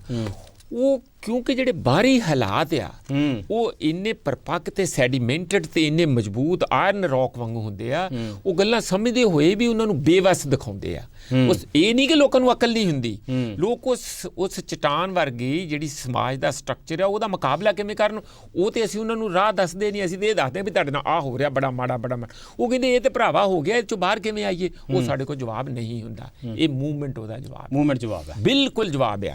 ਉੱਥੇ ਦੇਖੋ ਕੀ ਹੋ ਰਿਹਾ। ਮੈਨੂੰ ਲੱਗਦਾ ਕਿੰਨੇ ਲੈਕਚਰ ਆਏ ਉੱਥੇ, ਕਿੰਨੇ ਬੰਦਿਆਂ ਨੂੰ ਭੇਜ ਦਿੰਦੇ ਜਿੰਨੇ ਰਿਕੇਸ਼ ਟਕੈਤ ਦੇ ਆਂਸੂ ਲੈ ਗਏ ਉੱਥੇ ਲੋਕਾਂ ਨੂੰ। ਸੱਚੀ ਗੱਲ ਹੈ, ਮੈਂ ਇਹਨਾਂ ਦੋਹਾਂ ਜਗ੍ਹਾ ਨੂੰ, ਹੁਣ ਤੇ ਤੀਜੀ ਜਗ੍ਹਾ ਗਾਜ਼ੀਪੁਰ ਵੀ ਓਡੀ ਵੱਡੀ ਹੋ ਗਈ, ਮੈਂ ਇਹਨਾਂ ਨੂੰ ਕਹਿੰਦਾ ਕਿ ਇਹ ਬੇਗਮਪੁਰਾ ਦੇ ਸ਼ਹਿਰ ਹੈਗੇ ਆ, ਜਿਹੜੇ ਕਿਸੇ ਵੇਲੇ ਸਾਡੇ ਗੁਰੂ ਰਵਿਦਾਸ ਜੀ ਨੇ ਇਮੈਜਿਨ ਕੀਤੇ ਸੀ, ਸੁਪਨਾ ਲਿਆ ਸੀ।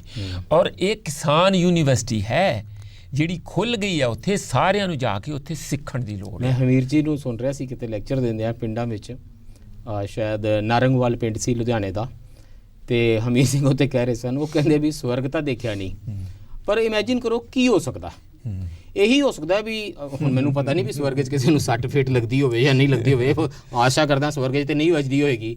ਉਹ ਕਹਿੰਦੇ ਵੀ ਤੁਹਾਡੇ ਸੱਟ ਵੱਜ ਜਾਵੇ ਤੇ 1000 ਲੋਕ ਭੱਜ ਕੇ ਤੁਹਾਡੀ ਮਦਦ ਕਰਨ ਨੂੰ ਪਹੁੰਚ ਜਾਣ, ਤੁਹਾਨੂੰ ਭੁੱਖ ਲੱਗੇ ਤੇ 1000 ਬੰਦੇ ਆ ਕੇ ਤੁਹਾਨੂੰ ਪੁੱਛਣ ਸਿੰਘੂ ਬਾਰਡਰ ਤੇ ਕੀ ਹੋ ਰਿਹਾ ਸੀ। ਬਿਲਕੁਲ ਇਹੀ ਗੱਲ, ਕਿਸਾਨ ਥੱਕਿਆ ਸੀ ਤੇ ਕੋਈ ਮਾਲਿਸ਼ ਕਰਨ ਨੂੰ ਫਿਰਦਾ ਸੀ, ਕੋਈ 1000 ਲੋਕ, 1000 ਹੱਥ ਤੁਹਾਡੇ ਦਰਦ ਨੂੰ 1000 ਹੱਥ ਆ ਰਹੇ ਸੀ। ਇਹੀ ਕਹਿਣ ਲੱਗਾ ਬੇਗਮਪੁਰਾ ਜਿਹੜਾ ਬਿਲਕੁਲ ਇੱਕ ਜਿਹੜਾ ਨਾ ਆਦਮੀ ਨੂੰ ਅਸੀਂ ਬ੍ਰਾਂਡ ਕਰਦੇ ਹਾਂ, ਉਹ ਬਦਮਾਸ਼, ਉਹ ਚੰਗਾ, ਉਹ ਮਾੜਾ, ਲੂਤੀ, ਅਸੀਂ ਕਿਸੇ ਦੀ ਬਦਨਾਮੀ, ਸਾਰਾ ਕੁਝ ਦਿਨ ਰਾਤ ਲੱਗੇ ਰਹਿੰਦੇ, ਜਾਤ ਪ੍ਰਸਤੀ ਜੇ ਵੋ। ਪਰ ਜਿਹੜੀ ਇਹ ਸਾਰੇ ਕਿਸੇ ਦੇ ਝਮੇਲਿਆਂ 'ਚ, ਕਦੀ ਰਾਜਨੀਤੀ 'ਚ, ਕਦੀ ਗਰੀਬੀ 'ਚ, ਕਦੀ ਜਾਤਾਂ 'ਚ, ਕਦੀ ਧਰਮ 'ਚ, ਜਿਹੜੀ ਸਾਡੀ ਮਾਨਵਤਾ ਹੁੰਦੀ ਆ, ਮਾਨਵਵਾਦੀ ਸੋਚ ਹੁੰਦੀ ਆ, ਹਿਊਮਨਟੇਰੀਅਨ ਸਾਡੀਆਂ ਫੀਲਿੰਗਸ ਹੁੰਦੀਆਂ, ਜਿਵੇਂ ਪਸ਼ੂ ਪਕਸ਼ੀਆਂ ਦੇ ਵਿੱਚ ਆਪਸ ਵਿੱਚ ਵੀ ਹੈਗੀਆਂ, ਉਹ ਅਸੀਂ ਸਾਰੀਆਂ ਨੂੰ ਕ੍ਰਸ਼ ਕਰਕੇ, ਲੌਕ ਕਰਕੇ, ਉਸ ਨੂੰ ਬਿਲਕੁਲ ਬੰਦ ਕਰਕੇ ਰੱਖਦੇ ਆ। ਜਿਹੜਾ ਉੱਥੇ ਹੋਇਆ ਸਾਰਿਆਂ ਤੋਂ ਵੱਧ ਮੈਨੂੰ ਬਹੁਤ ਚੰਗਾ ਲੱਗਾ ਐਸਪੀ ਸਿੰਘ, ਕਿ ਉੱਥੇ ਕਿਸੇ ਨੂੰ ਕੋਈ ਇਹੋ ਜਿਹਾ ਯਾਦ ਚੇਤਾ ਵੀ ਨਹੀਂ ਕਿ ਆਹ ਗਰੀਬ ਆ, ਆਹ ਰੈਗ ਪਿਕਰ ਆ, ਇਹਨੂੰ ਖੀਰ ਦੇਣੀ ਆ ਕਿ ਨਹੀਂ ਦੇਣੀ, ਇਹਨੂੰ ਕਿਸੇ ਨੂੰ ਤੁਸੀਂ ਉੱਥੇ ਜਿਹੜੀ ਬਣ ਕੇ ਆਉਂਦੀ ਹੈ ਇਹਨੂੰ ਕਾਜੂ ਦੀ ਪਿੰਨੀ ਦੇਣੀ ਆ ਕਿ ਨਹੀਂ ਦੇਣੀ। ਜਿਹੜਾ ਵੀ ਆ ਜਿੰਨਾ ਸਾਰਾ ਕੁਝ ਦੁਬਾਰਾ ਮਤਲਬ ਐਕਸਪੋਰਟ ਤੇ ਕੀਤਾ ਇੱਕ ਮਾਡਲ, ਅਸੀਂ ਰੈਜ਼ਿਸਟੈਂਸ ਪੋਲਿਟਿਕਸ ਦਾ ਪੂਰੇ ਦੇਸ਼ ਦੇਖ ਰਿਹਾ। ਬਿਲਕੁਲ ਰੈਜ਼ਿਸਟੈਂਸ ਪੋਲਿਟਿਕਸ ਕਿੱਦਾਂ ਹੁੰਦੀ ਹੈ। ਬਿਲਕੁਲ ਆਈ ਹੋਪ ਕਿ ਉਹ ਇੰਪੋਰਟ ਵੀ ਹੋਵੇ, ਇਸ ਕਰਕੇ ਸਿੰਘੂ ਬਾਰਡਰ, ਟਿਕਰੀ ਬਾਰਡਰ, ਗਾਜ਼ੀਪੁਰ ਤੋਂ ਸਾਡੇ ਪਿੰਡਾਂ ਵਿੱਚ ਵੀ ਆਵੇ ਕਿ ਇਦਾਂ ਮਿਲ ਬੈਠ ਕੇ ਇਦਾਂ ਰਿਹਾ ਜਾਂਦਾ। ਜਿਹੜੀ ਲੋਕਾਂ ਦੀ ਇੰਨੀ ਸਾਈਕੋਲੋਜੀਕਲ ਜਿਹੜਾ ਦਬਾਅ ਸੀਗਾ ਉਹਨੂੰ ਦੂਰ ਕੀਤਾ। ਲੋਕ ਪਿੰਡੋ ਪਿੰਡੀ ਲੜਾਈਆਂ ਕਰਦੇ ਸੀ, ਧੜੇਬੰਦੀਆਂ ਖਤਮ ਹੋਈਆਂ ਨੇ ਬਹੁਤ ਜ਼ਿਆਦਾ, ਇਸੇ ਕਰਕੇ ਉਹ ਦਬਾਅ। ਦੂਸਰਾ ਮੈਨੂੰ ਆਪ ਕੋਈ ਬੰਦੇ ਕਹਿ ਰਹੇ ਸੀ ਉਹ ਵਰਤਾਰਾ ਰੁਕਣਾ ਨਹੀਂ ਚਾਹੀਦਾ ਨਾ, ਇਹ ਛੋਟੇ ਛੋਟੇ ਭਟਕਦੇ ਮੁੱਦਿਆਂ ਨਾਲ। ਕੋਈ ਇੰਟਰਨੈਟ ਬੰਦ ਕਰ ਦਿੰਦਾ, ਬਿਜਲੀ ਬੰਦ ਕਰ ਦਿੰਦਾ, ਉੱਥੇ ਦੁਬਾਰਾ ਕਿੱਦਾਂ ਸਟਾਰਟ ਕਰੇਗਾ ਵੀ ਹੁਣ ਦੁਬਾਰਾ ਧੜੇਬੰਦੀਆਂ ਹੋ ਜਾਣ। ਫਿਰ ਜਦੋਂ ਇਹਨਾਂ ਨੂੰ ਇਹ ਹੋਵੇ ਐਸਪੀ ਸਿੰਘ ਕਿ ਮੈਨੂੰ ਜਿਹੜੀ ਟੁੱਥਪੇਸਟ ਮਿਲ ਜਾਣੀ ਉੱਥੇ ਢੇਰ ਲੱਗਾ, ਮੈਨੂੰ ਬ੍ਰਸ਼ ਮਿਲ ਜਾਣਾ, ਮੈਂ ਹੋਰਡਿੰਗ ਵੀ ਨਹੀਂ ਕਰੂੰ, ਮੈਨੂੰ ਪਤਾ ਉੱਥੇ ਢੇਰ ਲੱਗਾ, ਇਹ ਮਿਲਵਰਤਨ ਦੀ ਕੋਆਪਰੇਸ਼ਨ ਦੀ ਭਾਵਨਾ ਇੰਨੀ ਜ਼ਿਆਦਾ ਇਹ ਮੂਵਮੈਂਟ ਦਾ ਹੈ। How do we go from, ਮਤਲਬ ਨੈਕਸਟ ਸਟੈਪ ਕੀ ਹੋਣਾ ਚਾਹੀਦਾ? ਗੱਲਬਾਤ ਚੰਗੀ ਹੋਵੇ ਮਾੜੀ ਹੋਵੇ, ਗੱਲਬਾਤ ਦਾ ਲਗਾਤਾਰ ਹੁੰਦੇ ਰਹਿਣਾ, ਉਹਦਾ ਇੱਕ ਆਪਣਾ ਵਜੂਦ ਸੀ, ਉਹਦੀ ਇੱਕ ਆਪਣੀ ਸਪੇਸ ਹੁੰਦੀ ਹੈ। ਮੈਂ ਇੰਡੀਅਨ ਐਕਸਪ੍ਰੈਸ ਦਾ ਐਡੀਟੋਰੀਅਲ ਇਹ ਪੜ੍ਹ ਰਿਹਾ ਸੀਗਾ 26 ਜਨਵਰੀ ਦਾ। ਉਹਨਾਂ ਨੇ ਲਿਖਿਆ ਹੈ ਕਿ ਗੱਲਬਾਤ ਦਾ ਲਗਾਤਾਰ ਹੁੰਦੇ ਰਹਿਣਾ ਇਹ ਬੇਹੱਦ ਜ਼ਰੂਰੀ ਹੈ ਜੇ ਸਰਕਾਰ ਤੇ ਲੋਕਾਂ 'ਚ ਕੋਈ ਰਿਸ਼ਤਾ ਬਣਨਾ। ਇਹ ਮੇਰੇ ਕੋਲ ਪੰਜਾਬੀ ਟ੍ਰਿਬਿਊਨ ਦਾ 28 ਜਨਵਰੀ ਦਾ ਐਡੀਟੋਰੀਅਲ ਹੈ ਡਾਕਟਰ ਸੁਭਰਾਜ ਵੀਰ ਹੋਰਾਂ ਦਾ। ਉਹਨਾਂ ਨੇ ਲਿਖਿਆ, ਗੱਲਬਾਤ ਨੂੰ ਜਾਰੀ ਰੱਖਣਾ ਸਰਕਾਰ ਦੀ ਨੈਤਿਕ ਜ਼ਿੰਮੇਵਾਰੀ ਹੈ ਤੇ ਗੱਲਬਾਤ ਜਾਰੀ ਰੱਖੀ ਜਾਣੀ ਚਾਹੀਦੀ ਹੈ। ਜਮਹੂਰੀਅਤ ਵਿੱਚ ਮਸਲੇ ਗੱਲਬਾਤ ਰਾਹੀਂ ਹੀ ਸੁਲਝਾਏ ਜਾਂਦੇ ਹਨ। How do we go back? ਸਰਕਾਰ ਜੇ ਡਿਸਕ੍ਰੈਡਿਟ ਕਰੇਗੀ ਫਾਰਮਰਸ ਯੂਨੀਅਨ ਨੂੰ ਤਾਂ ਗੱਲਬਾਤ ਹੋਣੀ ਮੁਸ਼ਕਿਲ ਹੈ। ਜੇ ਫਾਰਮਰਸ ਯੂਨੀਅਨ ਰਸਤਾ ਸਰਕਾਰ ਨੂੰ ਨਹੀਂ ਦੇਣਗੀਆਂ ਤਾਂ ਗੱਲਬਾਤ ਹੋਣੀ ਮੁਸ਼ਕਿਲ ਹੈ। ਪਰ eventually we have to resolve ਨਾ। ਦੇਖੋ, ਸੰਵਾਦ ਤਾਂ ਹਮੇਸ਼ਾ ਹੀ ਹੋਣਾ ਚਾਹੀਦਾ ਹੈ। ਮੈਂ ਤਾਂ ਮਤਲਬ ਪਰਸਨਲ ਗੱਲ ਕਰਦੇ ਹੋਏ ਫਿਰ ਕਹਿ ਰਿਹਾ, ਬਹੁਤ ਸਾਲ ਪਹਿਲਾਂ ਮੈਂ ਕਦੇ ਇਸ ਤਰ੍ਹਾਂ ਦੀ ਕਵਿਤਾ ਜਾਂ ਇਸ ਤਰ੍ਹਾਂ ਦੀ ਕੋਈ ਲਾਈਨਾਂ ਲਿਖੀਆਂ ਨਹੀਂ। ਰਣਜੀਤ ਜੀ, ਮੈਂ ਕਦੇ ਬਹੁਤ ਸਾਲ ਪਹਿਲਾਂ ਲਿਖ ਕੇ ਆਪਦੇ ਆਫਿਸ ਦੇ ਵਿੱਚ ਪਿੱਛੇ ਲਾਈ ਸੀ, ਝੂਠ और भ्रम से उपजा संदेह रोग है और संवाद रोग निवारक। ਸੰਵਾਦ ਰੋਗ ਨਿਵਾਰਕ, ਸੰਵਾਦ ਰੋਗ ਨਿਵਾਰਕ। ਸਾਰੀ ਸਮੱਸਿਆਵਾਂ ਦੀ ਹੱਲ ਤਾਂ ਸੰਵਾਦ ਦੇ ਵਿੱਚ ਹੈ, ਇਸ ਤੋਂ ਬਾਅਦ ਰਹਿਣੀ ਹੀ। ਬਿਲਕੁਲ, ਉਹਦਾ ਮਾਹੌਲ ਤਾਂ ਰਹਿਣਾ ਹੀ ਚਾਹੀਦਾ। What kind of a government says ਕਿ ਹੁਣ ਅਸੀਂ ਅੱਗੋਂ ਗੱਲਬਾਤ ਨਹੀਂ ਕਰਾਂਗੇ? ਮਤਲਬ ਮੈਨੂੰ ਲੱਗਦਾ ਹੁੰਦਾ ਸੀ ਵੀ ਇਹ ਮਿਲੀਟੈਂਟ ਮੂਵਮੈਂਟਸ ਕਹਿੰਦੀਆਂ ਹੁੰਦੀਆਂ ਸੀ ਵੀ ਹੁਣ ਅਸੀਂ ਸਰਕਾਰ ਨਾਲ ਗੱਲ ਨਹੀਂ ਕਰਾਂਗੇ। ਸਰਕਾਰ ਨੇ ਬਾਰ-ਬਾਰ ਇਹ ਕੀਤਾ। ਸਰਕਾਰ ਕਦੋਂ ਕਹਿੰਦੀ ਹੁੰਦੀ ਸੀ ਅਸੀਂ ਗੱਲਬਾਤ ਨਹੀਂ ਕਰਾਂਗੇ? ਸਰਕਾਰ ਨੇ ਬਹੁਤ ਸੋਚ ਸਮਝ ਕੇ ਕਿਹਾ ਸੀ। ਤੁਸੀਂ ਦੇਖਿਆ ਹੋਣਾ, ਲੀਡਰਸ ਨੇ ਇਹ ਵੀ ਕਿਹਾ ਕਿ ਸਰਕਾਰ ਨੇ ਉਹ ਦਿਨ ਕਿਹਾ ਸੀ ਠੀਕ ਹੈ, ਫਿਰ ਤੁਸੀਂ ਨਹੀਂ ਮੰਨਦੇ ਸਾਡਾ ਪ੍ਰਸਤਾਵ ਸਸਪੈਂਸ਼ਨ ਵਾਲਾ ਲਾਅ ਦੇ, ਤੇ ਫਿਰ 26 ਤਰੀਕ ਦੀ ਤਿਆਰੀ ਤੁਸੀਂ ਵੀ ਕਰੋ ਤੇ ਅਸੀਂ ਵੀ ਕਰਾਂਗੇ। ਉਹਨਾਂ ਨੇ 26 ਤਰੀਕ ਦੀ ਤਿਆਰੀ ਕੀਤੀ। ਇੱਕ ਤਰ੍ਹਾਂ ਦੇ ਵਿਚਾਰ ਦੇ ਲੋਕ, ਉਸ ਤੋਂ ਇਲਾਵਾ ਬਹੁਤ ਸਾਰੇ ਲੋਕ ਲਾਲ ਕਿਲੇ ਤੱਕ ਗਏ, ਉਹਨਾਂ ਨੇ ਰਾਹ ਦਿੱਤਾ ਤੇ ਬਾਅਦ ਚ ਗੋਦੀ ਮੀਡੀਆ ਆਪਦਾ ਤਿਆਰ ਖੜਾ ਕੀਤਾ ਤੇ ਫਿਰ ਟ੍ਰੋਲ ਆਰਮੀ ਦੇ ਨਾਲ ਲੋਕਾਂ ਨੂੰ ਸਭ ਕੁਝ ਪਤਾ ਪਰ ਨਾ ਹੀ ਜਾਈਏ। ਨਹੀਂ ਸਰ, ਮੈਂ ਬਹੁਤ ਗੱਲ ਕਰ ਰਿਹਾ, ਬਿਲਕੁਲ ਡਿਫਰੈਂਟ ਗੱਲ ਕਰ ਰਿਹਾ ਜੀ ਜੀ। ਉਹ ਸਾਰੇ ਤੋਂ ਬਾਅਦ ਜਿਹੜਾ ਇੱਕ ਵਿਰਤਾਂਤ ਸਿਰਜਣ ਦੀ ਕੋਸ਼ਿਸ਼ ਹੋਈ, ਜਿਹਦੇ ਕਰਕੇ 26 ਤਰੀਕ ਦਾ ਟਰੈਕਟਰ ਪਰੇਡ ਦਾ ਜਿਹੜਾ ਧੂਮ ਪੈਣੀ ਸੀ, ਸਰਕਾਰ ਤੇ ਦਬਾਅ ਪੈਣਾ ਸੀ, ਉਹ ਹਟਿਆ। ਹੁਣ ਵਾਪਸ ਖਾਸ ਕਰਕੇ ਗਾਜ਼ੀਪੁਰ ਤੋਂ ਬਾਅਦ ਵਾਪਸ ਉਸੇ ਲਈ ਤੇ ਗੱਲ ਆ ਗਈ ਹੈ ਤੇ ਉਹ ਵਿਰਤਾਂਤ ਸਿਰਜਿਆ ਜਾ ਰਿਹਾ ਹੈ। ਪਰ ਰਾਸ਼ਟਰੀ ਧਰੋਹਰ ਤੇ ਕੋਈ ਧਰਮ ਦਾ, ਇੱਕ ਕਿਸੇ ਧਰਮ ਦਾ ਝੰਡਾ ਜਾਂ ਕਿਸੇ ਵਿਚਾਰ ਦਾ ਝੰਡਾ ਲਹਿਰਾਣ ਤੇ ਜਦੋਂ ਸਵਾਲ ਉੱਠਦੇ ਨੇ, ਉਦੋਂ ਸਵਾਲ ਇਹ ਵੀ ਉੱਠ ਰਹੇ ਨੇ ਤੇ ਗੰਭੀਰ ਸਵਾਲ ਨੇ। ਇਹ ਭਾਰਤੀ ਜਨਤਾ ਪਾਰਟੀ ਤੇ ਆਰਐਸਐਸ ਨੂੰ ਵੀ ਧਿਆਨ ਰੱਖਣਾ ਚਾਹੀਦਾ। ਸਵਾਲ ਹੁਣ ਆ ਗਿਆ ਕਿ ਪਾਰਲੀਮੈਂਟ ਦਾ ਜਦੋਂ ਨਵਾਂ ਭਵਨ ਬਣ ਰਿਹਾ ਹੋਏਗਾ, ਬਿਲਡਿੰਗ ਬਣੇਗੀ, ਉਹਦਾ ਨਿਰਮਾਣ ਸ਼ੁਰੂ ਹੋਏਗਾ, ਉਦੋਂ ਉੱਥੇ ਸਰਕਾਰ ਦਾ ਪ੍ਰਧਾਨ ਮੰਤਰੀ ਸਰਕਾਰ ਬਹਿ ਕੇ ਜਦੋਂ ਉਹਨੂੰ ਸ਼ੁਰੂਆਤ ਕਰੇਗੀ, ਉਹ ਕਿਹੜੀ ਵਿਧੀ ਨਾਲ ਹੋਏਗੀ? ਕੀ ਕਿਸੇ ਇੱਕ ਧਾਰਮਿਕ ਵਿਧੀ ਨਾਲ ਹੋਏਗੀ? ਸ਼ਾਇਦ ਮੋਸਟ ਲਾਈਕਲੀ ਹਵਨ ਵਗੈਰਾ, ਕਿਉਂਕਿ ਭੂਮੀ ਪੂਜਨ ਰਾਹੀਂ ਪ੍ਰਧਾਨ ਮੰਤਰੀ ਮੋਦੀ ਨੇ ਕੀਤਾ ਸੀ। ਉਹ ਜ਼ਿਆਦਾ ਖਤਰਨਾਕ ਹੈ ਜਦੋਂ ਸਰਕਾਰ ਇਹ ਕਰਦੀ ਹੈ। ਇਹ ਪਹਿਲੀਆਂ ਸਰਕਾਰਾਂ ਵੀ ਕਰਦੀਆਂ ਰਹੀਆਂ ਨੇ, ਕਾਂਗਰਸ ਦੀਆਂ ਸਰਕਾਰਾਂ ਵੀ ਇਹ ਸਭ ਕਰਦੀਆਂ ਰਹੀਆਂ। ਨਹੀਂ ਖਰਾਬ ਸੀ। ਮੈਂ ਦੇਖਿਆ ਨੇਵਲ ਸ਼ਿਪਸ ਅਸੀਂ ਬਣਾਉਂਦੇ ਸੀ ਬੜੀ ਮੁਸ਼ਕਲ ਨਾਲ, ਤੇ ਜਦੋਂ ਲਾਂਚ ਕਰਨਾ ਹੁੰਦਾ ਸੀ ਸਮੁੰਦਰੀ ਬੇੜਾ ਤੇ ਨਾਰੀਅਲ ਜ਼ਰੂਰ ਚਾਹੀਦਾ ਹੁੰਦਾ ਸੀ। ਸਰ, ਮੈਂ ਤੁਹਾਨੂੰ ਉਹੀ ਕਹਿ ਰਿਹਾ, ਸਰਕਾਰਾਂ ਕਰਦੀ ਰਹੀਆਂ ਨੇ। ਮੈਂ ਕਹਿੰਦਾ ਜਦੋਂ ਕੋਈ ਇਸ ਤਰ੍ਹਾਂ ਦਾ ਪ੍ਰਯੋਗ ਜਿਹੜਾ ਹੁਣ ਹੋਇਆ, ਜੇ ਕੋਈ ਇੰਡੀਵਿਜੂਅਲਸ ਕਰਦੇ ਨੇ, ਸਾਡੀ ਥਿਓਕ੍ਰੈਟਿਕ ਸਟੇਟ ਨਹੀਂ ਹੈ, ਉਹਨਾਂ ਨੂੰ ਆਪਾਂ ਗਲਤ ਕਹਿੰਦੇ ਆ, ਪਰ ਜਦੋਂ ਸਰਕਾਰ ਇਹ ਕਰਦੀ ਹੈ ਹੋਰ ਵੀ ਜ਼ਿਆਦਾ ਗਲਤ ਹੈ। ਇਹਦੇ ਨਾਲ ਉਹ ਵੀ ਡਿਸਕੋਰਸ ਬਣਨਾ ਚਾਹੀਦਾ। ਇਹ ਡਿਸਕੋਰਸ ਦੀ ਗੱਲ ਹੈ ਨਾ ਪੂਰੀ। ਇਸ ਮੂਵਮੈਂਟ ਦੇ ਵਿੱਚ ਵੀ ਬਹੁਤ ਵੱਡਾ ਸੰਵਾਦ ਦਾ ਡਿਸਕੋਰਸ ਬਣਿਆ। ਸੰਵਾਦ ਦਾ ਕੀ, ਇਹ ਮੈਨੂੰ ਲੱਗਦਾ ਸਮਾਜ ਦਾ ਹਿੱਸਾ ਹੈ। ਸਮਾਜ ਐਸੇ ਤਰ੍ਹਾਂ ਗੱਲ ਕਰਦਾ ਹੈ। ਜੇ ਲੋਕਡਾਊਨ ਲੱਗਿਆ, ਤੁਸੀਂ ਵੇਖਿਆ ਹੋਣਾ ਕਿ ਸ਼ਹਿਰਾਂ ਦੇ ਵਿੱਚੋਂ ਕਿੰਨੇ ਲੋਕ ਪ੍ਰਵਾਸੀ ਜਾ ਰਹੇ ਸੀ, ਪਿੰਡਾਂ ਦੇ ਵਿੱਚੋਂ ਨਹੀਂ ਗਏ। ਕਿਉਂ ਨਹੀਂ ਗਏ? ਜਿਹੜੇ ਖੇਤ ਦੇ ਵਿੱਚ ਕੰਮ ਕਰਦੇ ਸੀ, ਉਹਨਾਂ ਨੇ ਉਹ ਸੰਭਾਲ ਲਏ। ਇੱਕ ਦੂਜੇ ਦੀ ਮਦਦ ਕਰਨ ਦਾ ਸੁਭਾਅ ਹੈਗਾ। ਪਰ ਜਿਹੜਾ ਨਵਾਂ ਸ਼ਹਿਰ ਨੇ ਸਿੱਖਿਆ ਹੋਵੇ, ਸਿਰਜਿਤ ਹੋਇਆ ਕਿ ਉੱਥੇ ਬਹਿ ਕੇ ਧਰਨਿਆਂ ਤੇ ਜਾ ਕੇ ਸਾਰੇ ਮੂਵਮੈਂਟ ਦੇ ਵਿੱਚ ਆਪਸ ਦੇ ਵਿੱਚ ਅੱਡ-ਅੱਡ ਰਾਏ ਦੇ ਵਿੱਚ ਬਹਿਸ ਕਰਨ ਦਾ ਤੇ ਸੰਵਾਦ ਕਰਨ ਦਾ ਤਰੀਕਾ ਵੀ ਲੋਕਾਂ ਨੇ ਸਿੱਖਿਆ। ਬਟ ਕੁਝ ਕੋਸ਼ਿਸ਼ਾਂ ਹਲੇ ਵੀ ਉਹਦੇ ਵਿੱਚ ਹੁੰਦੀਆਂ ਨੇ ਕਿ ਮੈਂ ਮਨਜੀਤ ਜੀ ਨਾਲ ਨਹੀਂਗਾ। ਮਨਜੀਤ ਜੀ ਨੇ ਕਹਿਤਾ ਵੀ ਇਹਨੂੰ ਥੋੜਾ ਐ ਸੋਚ ਲਈਏ, ਤੇ ਮੈਂ ਜਦੋਂ ਕਹਿ ਦੇਣਾ ਕਿ ਲੋ ਮਨਜੀਤ ਜੀ ਨੇ ਸਰਕਾਰ ਦੀ ਗੱਲ ਕਰਤੀ, ਮਨਜੀਤ ਜੀ ਆ ਕਿਵੇਂ ਕਰਤੀ ਤੁਸੀਂ, ਜਿਹੜਾ ਇਹ ਅਟੈਕ ਹੈ ਇਹ ਬੰਦ ਹੋਣਾ ਚਾਹੀਦਾ। ਇੱਕ ਉਦਾਹਰਨ ਤੁਹਾਨੂੰ ਦੇ ਦੇਣਾ, ਸੰਵਾਦ ਦਾ ਤਰੀਕਾ ਇਹ ਵੀ ਹੋਣਾ ਚਾਹੀਦਾ। ਮੈਂ ਕੱਲ ਵੀ ਜ਼ਿਕਰ ਕੀਤਾ ਸੀ, ਐਸੇ ਸ਼ਹਿਰ ਚੰਡੀਗੜ੍ਹ ਦੇ ਵਿੱਚ ਪਿਛਲੇ ਸਾਲ ਇੱਕ ਤਿਰੰਗਾ ਯਾਤਰਾ ਹੋਈ। ਕੁਝ ਸਾਥੀਆਂ ਨੇ ਕਿਹਾ ਅਸੀਂ ਤਿਰੰਗਾ ਯਾਤਰਾ ਸ਼ਾਮਿਲ ਨਹੀਂ ਹੋਵਾਂਗੇ। ਸਮੂਹ ਸੀਗਾ 26 ਜਨਵਰੀ ਹੀ ਸੀ ਸ਼ਾਇਦ, 26 ਜਨਵਰੀ ਸੀ ਤਿਰੰਗਾ ਯਾਤਰਾ ਹੋਣੀ ਸੀ। ਫਿਰ ਇਹ ਹੋਇਆ ਠੀਕ ਹੈ ਤੁਸੀਂ ਨਹੀਂ ਹੋਣਾ, ਤੁਸੀਂ ਪਾਸੇ ਹੋ ਜਾਓ, ਅਸੀਂ ਕਰ ਲੈਨੇ ਆ। ਉਹ ਪਾਸੇ ਹੋ ਗਏ, ਬਾਕੀਆਂ ਨੇ ਕਰ ਲਈ।